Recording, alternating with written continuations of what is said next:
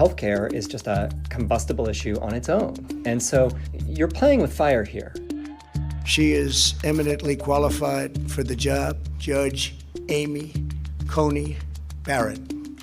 Following Judge Barrett's nomination to the Supreme Court, Democrats quickly speculated what it could mean for healthcare. This is about people's healthcare in the middle of a pandemic. If you have a pre-existing condition, heart disease, diabetes, breast cancer, they're coming for you. A vote for Judge Barrett is a vote to take away healthcare and its protections for over 130 million Americans. The court will hear the latest challenge to the Affordable Care Act on November 10th. The case questions if the law's requirement to have health insurance is constitutional, and if not, should the entire thing fall? Which begs the question, if Obamacare is repealed, what would that look like on day one?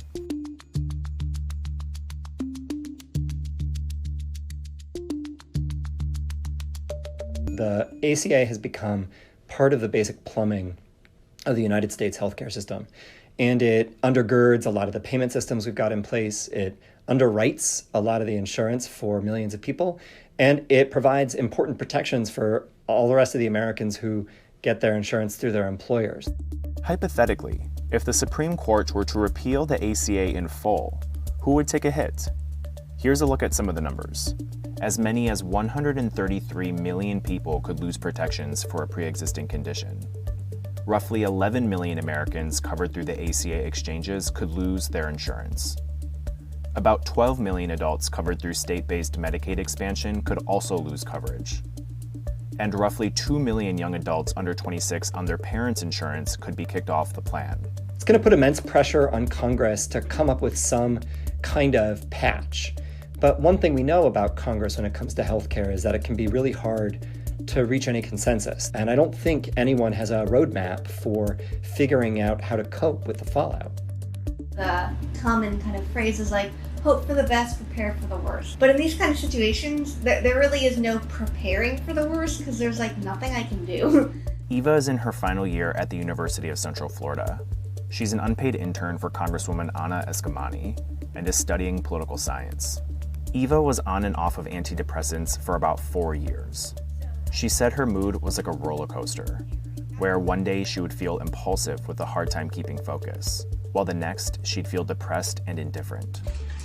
When Eva got to college, she was diagnosed with bipolar II disorder. It's kind of hard to live your life like that because you end up kind of feeling like you have to rush to do everything. You know, I used to feel like when I was stable, but before I was like chronically stable, right? That every day that I felt normal, I had to just accomplish everything because I don't know what the next day would hold.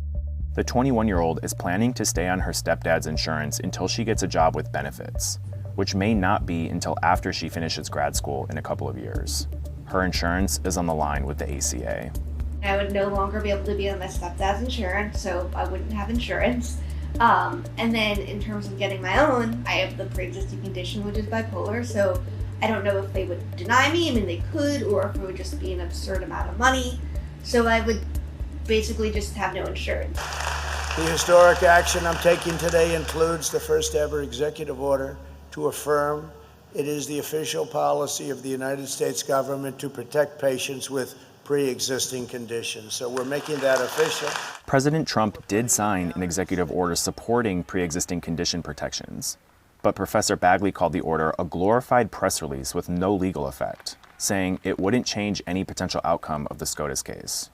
It's not within my reach right now to afford to purchase private health insurance. The budget, the way that it is right now, I'm barely covering the expenses that we have, just our basic living expenses.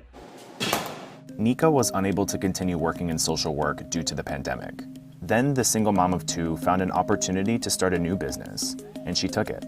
Tea for me has always been a point of peace. So it seems like a pandemic is a good time to start a tea business because it's the time when people are really stressed and anxious and worried about their health as well. So not only is it solving a problem of mine that I have, giving me an opportunity to start a business and have my kids with me, but I'm also offering some comfort to my community.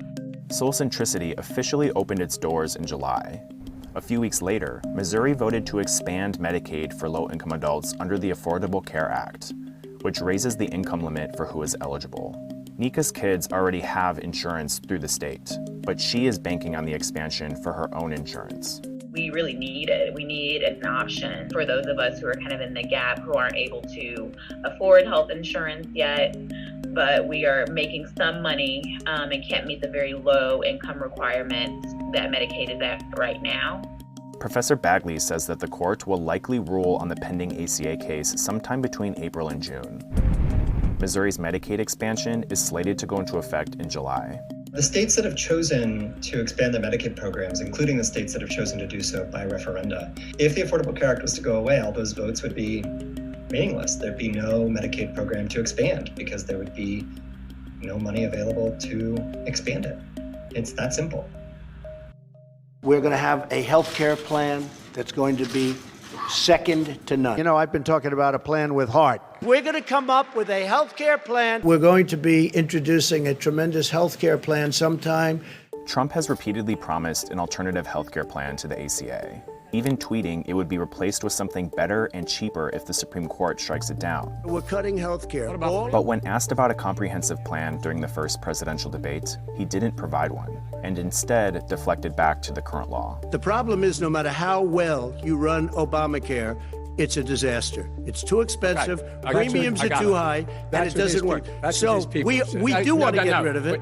But despite all of Trump's attacks, public opinion actually tips in favor of the ACA.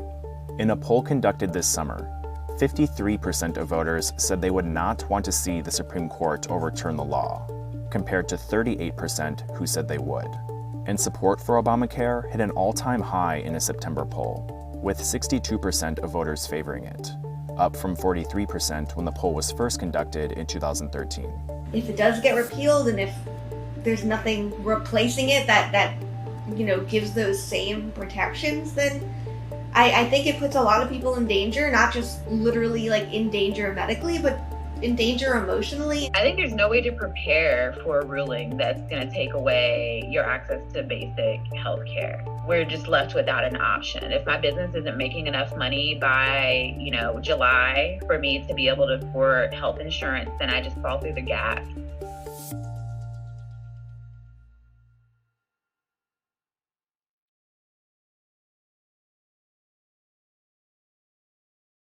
Hey, NBC News viewers, thanks for checking out our YouTube channel. Subscribe by clicking on that button down here and click on any of the videos over here to watch the latest interviews, show highlights, and digital exclusives. Thanks for watching.